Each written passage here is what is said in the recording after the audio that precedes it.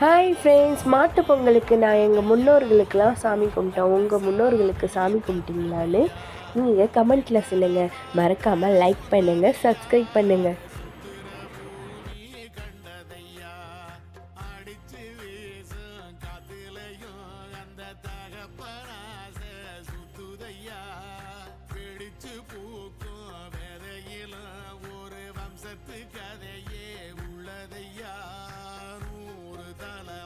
சேர்ந்து சதுக்குன ஈர நலம் இது பாறையா, வாழும் வரையிலும் நீயும் விதைக்கிற கடமை இருக்கு கேளையா.